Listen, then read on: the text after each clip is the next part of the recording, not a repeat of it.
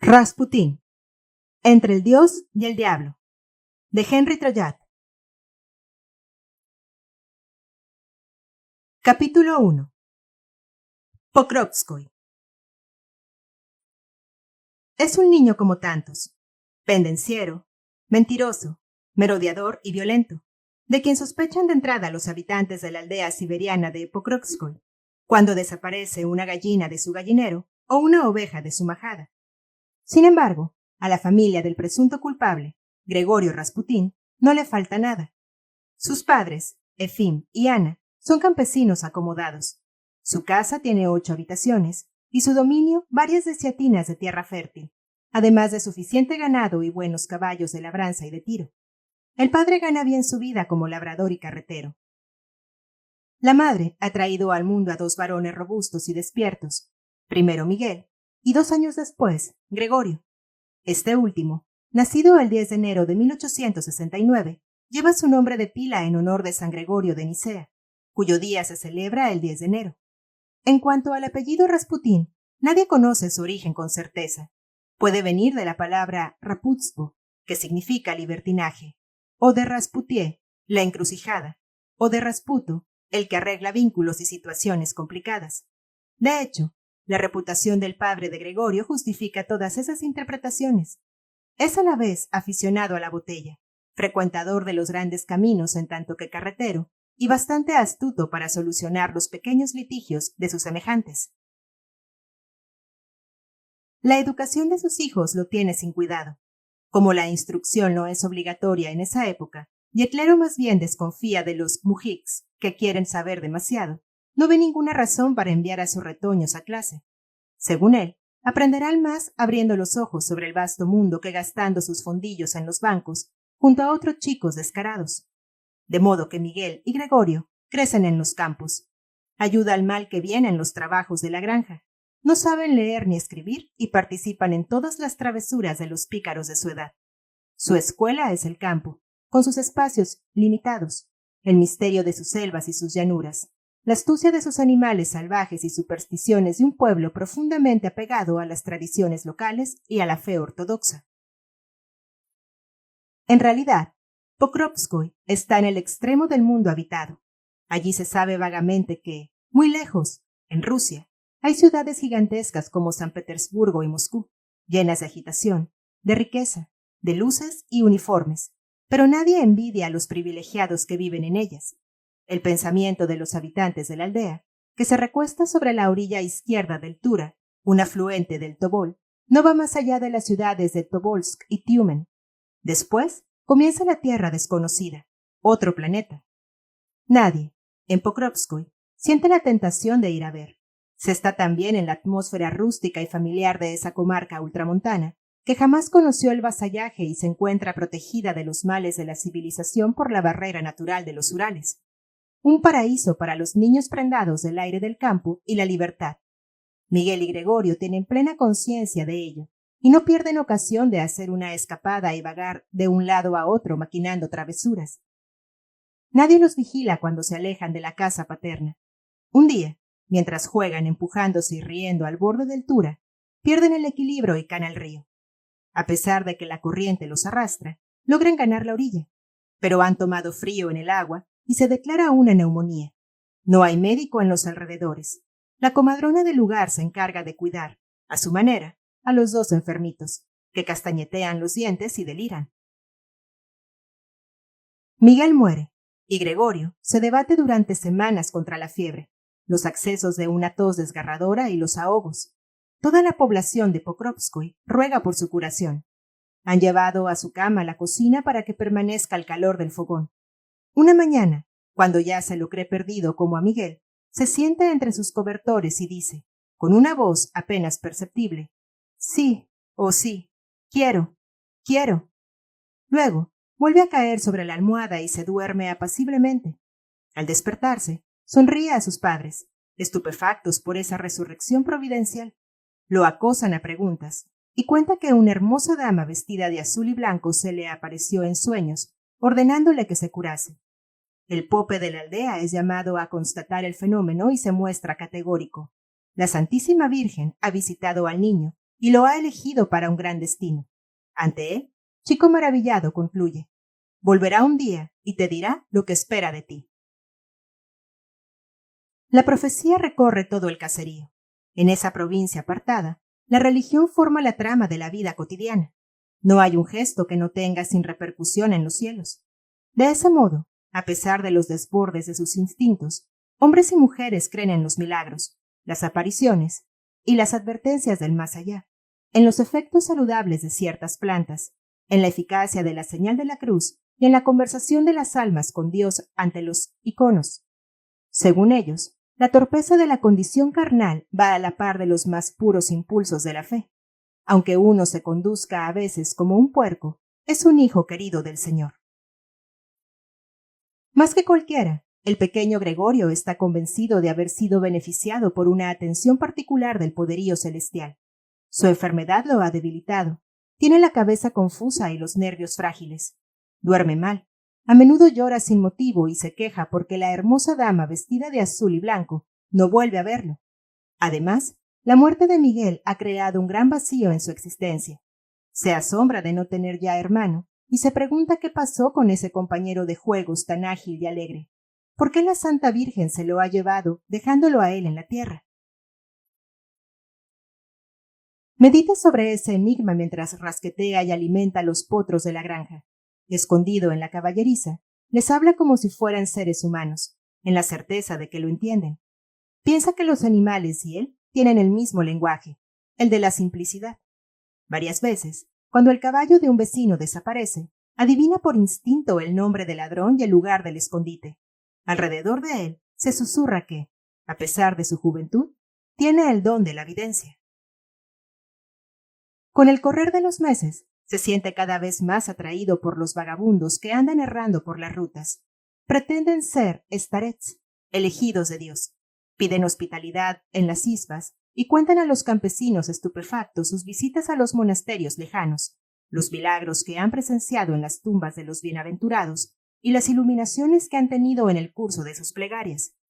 Barbudos, exangües, vestidos de arpillera y con un bastón en la mano, tienen toda la claridad del cielo en sus pupilas y toda la sabiduría del Evangelio en su voz. Al elegir la pobreza por propia voluntad, viven del pan de los demás y pagan a sus bienhechores con relatos edificantes, profecías sombrías y fórmulas curativas.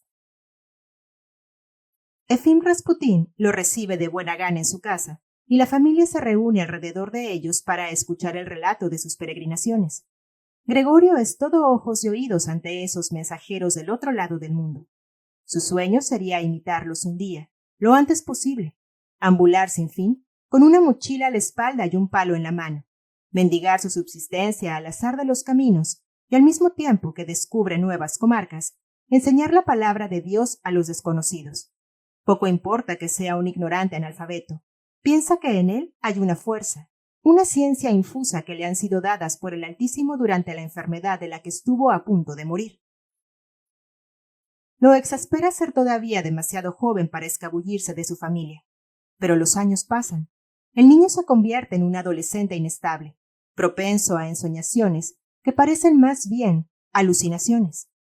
A la larga, persuade a sus progenitores de su vocación de peregrino y su padre, impresionado por esa convicción que se afirma de día en día, lo deja partir.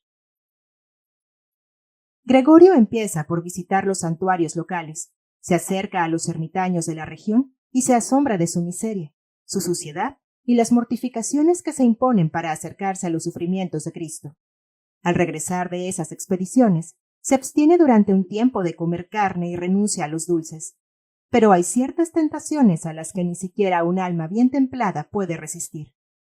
A los 19 años conoce, en la fiesta del monasterio vecino de Abalatsk, a una joven seductora y juiciosa, cuya cabellera rubia y los profundos ojos negros lo inflaman instantáneamente. Praskovia Dubrovina es 4 años mayor que él. Se casan. Siguiendo la costumbre, la recién casada se instala en la casa de su suegro, viudo desde hace poco.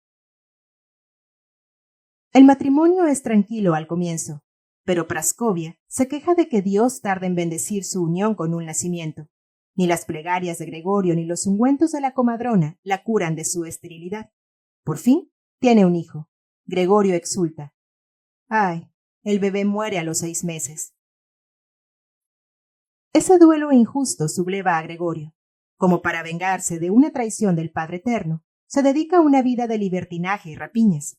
Él, el sobrio y fiel, bebe y se acuesta. Praskovia tiene solo el derecho de callarse. En 1892, Gregorio es acusado de haber robado estacas de unas vallas. La asamblea de la aldea lo condena a una proscripción de 1 año. Él aprovecha para ir en peregrinación al monasterio de Vercouturier, a 400 kilómetros al noroeste de Pokrovskoy. Emprende ese largo y penoso viaje sin cólera, con espíritu de penitencia y curiosidad. Tiene 23 años. Sin duda, está cansado de la rutina de la casa paterna y de las quejas de Praskovia. Decididamente, ésta no quiere más que para comadrear y ocuparse de las tareas domésticas. Pero ¿dónde está el alma? Gregorio tiene, como dicen en Rusia, una naturaleza libre. Después de años de una existencia casera, vuelve a experimentar el deseo de cambiar de horizonte, de lavarse el corazón frecuentando algunos ermitaños sapientísimos y de probarse a sí mismo que es capaz de andar con los pies sangrantes en busca de la verdad. En los alrededores de Vercouturier le indican la presencia de una seta, el starets Macario, que vive solitario en la selva y se encadena para mortificar su carne. Según la creencia popular, el starets no siempre es un monje. Puede ser un hombre de condición modesta que ha recibido de Dios el don de esclarecer a sus semejantes. Todo lo que se le pide es que tenga una evidencia sobrenatural y que alivie con sus palabras las penas y las dudas de quienes imploran su consejo. Como máximo, su conocimiento de las Sagradas Escrituras debe ser igual a su conocimiento del corazón humano. Cuanto más simple y mísero es el mismo, mayor es su poder sobre los pecadores que solicitan su bendición. Como muchos antes que él, Gregorio experimenta con gratitud y admiración el ascendiente de Macario. El starets le enseña los rudimentos de la lectura y la escritura, lo ayuda a descifrar la Biblia y le habla del otro mundo con tanta elocuencia que, al volver a la aldea, Gregorio está transformado. Hay quienes hasta dicen que se nota en él una chifladura, que tiene una vena de loco. En su rostro aparece a menudo una expresión extraviada. Está tan nervioso que gesticula y se persigna mientras estona cánticos. Una vez abatido, otra sobreexcitado, pronuncia frases incoherentes, tropieza con las palabras, tartamudeando, y a cada instante invoca la voluntad divina. Praskovia tenía la impresión de que su marido no es del todo un hombre ni del todo un santo. No se atreve a oponerse a la necesidad de huir de la casa que él proclama de cuando en cuando. Incluso, cuando va y viene por el Isba, se siente que está en otra parte. Como Macario le había asegurado que encontraría la salvación en el vagabundeo, se lanza de nuevo a los caminos. Va sin una meta precisa, de monasterio en monasterio. Duerme entre los monjes o en casa de campesinos y se alimenta al azar de las mesas, agradeciendo a quienes lo hospedaron con oraciones y prédicas. Convertido en un vagabundo, en un stranik, sus viajes lo llevan cada vez más lejos. Realiza así un peregrinaje por el norte de Siberia, el monasterio de Bolok. Luego, en 1893, decide ir con su amigo Dmitri Pechkorkin a Grecia, el monte Athos, la montaña santa, patria de los monjes más virtuosos y severos. Es una larga caminata a través de un país cuya lengua desconoce, pero eso no disminuye su alegría por todo lo que ve, por todo lo que oye en los asilos de la piedad ortodoxa. Subyugado por la regla de los cenobitas, Pechkorkin decide permanecer en la cofradía. Pero Gregorio, más tentado por las sorpresas de los grandes caminos que por las delicias espirituales del ascetismo, vuelve a partir en su búsqueda de paisajes y criaturas.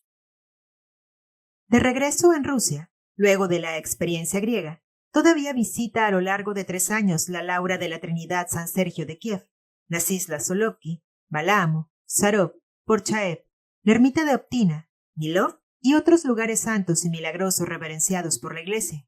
De todos modos, siempre se las arregla para aparecer en Pokrovskoy en el curso del verano. Durante esos breves regresos al hogar, participa en los trabajos de la granja y el campo, cosecha y seca el heno con su padre y cumple con sus deberes conyugales hacia su mujer. En esos periodos de vida familiar, recupera fuerzas para efectuar nuevas peregrinaciones. Por añadidura, sus escalas en Pokrovskoy tienen por resultado dejar embarazada 3 veces a Praskovia. Dimitri nace en 1895, Matriona, llamada María, en 1898 y Bárbara en 1900. Esta triple paternidad lo alegra, por cierto, pero lo que para él cuenta ante todo es la propagación de la Santa Palabra. A partir de sus visitas a los diferentes lugares sagrados de la ortodoxia, se siente designado para una misión todavía confusa pero imperiosa: transmitir a los demás la luminosa certeza que lo habita. Un rumor de confianza lo rodea. Numerosos lugareños lo consideran un sanador de almas y cuerpos. Alentado por esa popularidad, alquila una casa cercana a la suya y agranda el sótano para hacer en él una especie de oratorio subterráneo. Ayudado por algunos vecinos, instala bancos de piedra a los lados y excava nichos en las paredes para depositar en ellos las humildes reliquias traídas de sus viajes. En esa capilla secreta, recibe a todos aquellos que sientan la necesidad de ser reconfortados por su voz. En esos encuentros místicos se reúnen sobre todo las mujeres. En ellos se discuten versículos del Evangelio, se comentan las desdichas de cada uno, se busca el alivio por medio de la oración. Luego, entusiasmo mediante, los adeptos dan libre curso a su amor por el prójimo y se intercambian besos entre hermanos y hermanas. Puede ocurrir también que se vaya en grupo a los baños de vapor o sudaderos. Allí, hombres y mujeres juntos se dedican a abluciones, purificadoras en medio del calor y el vapor. Tal como es costumbre en los baños públicos, se azotan ligeramente para activar la circulación de la sangre. A veces, también hacen el amor extraconyugal, en el suelo mojado y bendiciendo a Dios por el placer que proporciona así a sus miserables criaturas. Pero en la aldea no hay solo discípulos de Rasputín. Hay quienes piensan que pasa los límites y pacta con el maligno. Los ecos de esas saturnales se propagan por los alrededores. Inquieto por los desbordes de sus feligreses y por la competencia que le hace Gregorio con sus prédicas, el pope Pedro Ostromov redacta, en 1901, un informe dirigido a Monseñor Antonio, obispo de Tobolsk. Denuncia claramente a Rasputín como perteneciente a la secta de los Kilsti, los flagelantes. Acusación de una gravedad capital porque esa secta, nacida en el siglo XVII, después de la revisión de los libros litúrgicos por el patriarca Nicón, no reconoce los nuevos ritos de la Iglesia ortodoxa.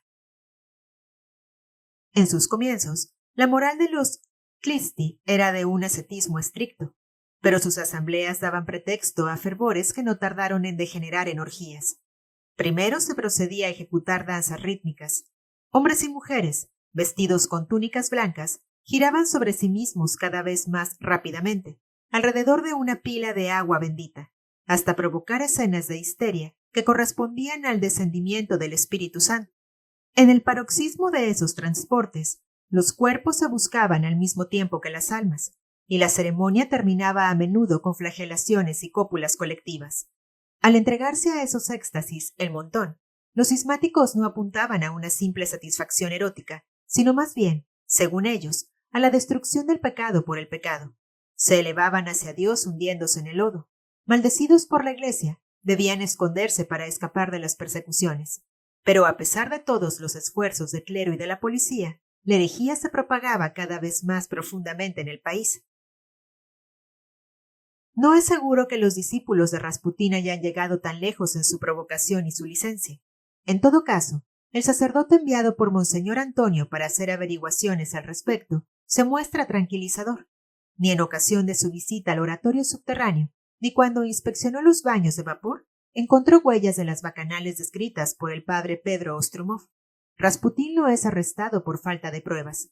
No obstante, su legajo es conservado en los archivos del obispado para ser transmitido al Santo Sínodo, en San Petersburgo, en caso de que las quejas se repitan. Mientras tanto, Rasputín continúa reuniendo a sus hermanos y hermanas que experimentan la necesidad de recibir a Dios tanto en la falta como en la gracia. Sin duda Praskovia, demasiado juiciosa y demasiado inocentona, no participa en las prácticas de los iniciados, pero aún sospechando que Gregorio profesa una religión personal, no piensa criticarlo ni vigilarlo. Por principio, un marido tiene todos los derechos, y el suyo tiene tal fuego en la mirada que no puede ser otra cosa que un apóstol moderno en la tierra. Su deber de esposa consiste en no contrariarlo. Por otra parte, él seguramente está en lo cierto, puesto que sus enseñanzas se extienden como una mancha de aceite en la región. Su sótano está abierto a todos los que buscan paz interior. Él les enseña los cantos y las danzas rituales de los Kilsti, y a medida que adquiere seguridad, formula más netamente su doctrina, inspirada en la de la secta. El mal es necesario para que triunfe el bien. El Señor ama a sus criaturas solo si se han purificado después de un baño en el pecado. Esta teoría tolerante está de acuerdo con el temperamento robusto y primitivo de Gregorio. Incapaz de castidad y sobriedad, decide que los placeres terrenos son agradables al Padre Eterno. En todo caso, más agradables que la virtud extenuante del justo. ¿Qué sería el arrepentimiento si no hubiera caída? Solo el que está de rodillas en el estiércol puede levantarse con alguna probabilidad de encontrar la mirada consoladora de Dios. Es Dios quien empuja a su servidor Gregorio a fornicar, a emborracharse, a bailar hasta el agotamiento.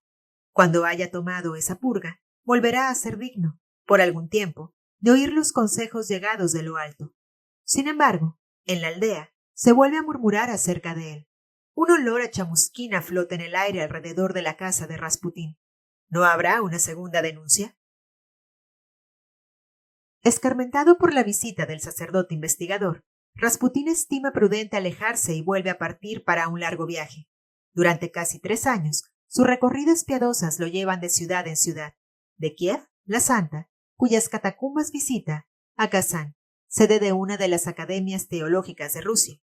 En esta última ciudad, llena del murmullo de las plegarias y del tañido de las campanas, conoce a un peletero que, impresionado por su mirada penetrante y su elocuencia torrentosa, le presenta a algunos amigos eclesiásticos: el padre Miguel, de gran seminario, el vicario Crisanto, jefe de la misión rusa en Corea, y el obispo Andrés.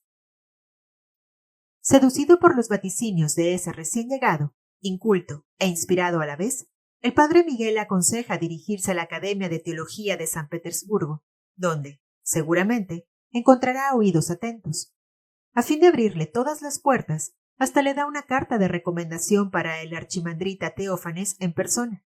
El documento especifica que el nombrado Gregorio Rasputín es un starets seguro y un vidente sincero. Provisto de ese viático, Rasputín no duda más. Están olvidados el episodio de los Kilsti, los chismes de los vecinos y la envidia del insignificante pope de la parroquia. Puesto que la iglesia oficial lo apoya, no debe reparar en pequeñeces sino salvar los obstáculos y conquistar la capital. Sin embargo, en su espíritu, no se trata de una maniobra ambiciosa. Lo que lo atrae no es el esplendor de San Petersburgo, sino la extraordinaria concentración de hombres santos que allí tienen autoridad. Junto a ellos, podrá perfeccionar sus dones de sanador y su conocimiento de la verdadera religión. Está convencido de que todo lo que emprenda de allí en adelante se hará por la mayor gloria de Dios. Lleva consigo algo de dinero de su casa, lo suficiente para pegarse un viaje por barco y por tren sin tener que caminar ni mendigar en el trayecto. Una nueva vida empieza para él, y tal vez, piensa, para la piadosa y bienaventurada Rusia.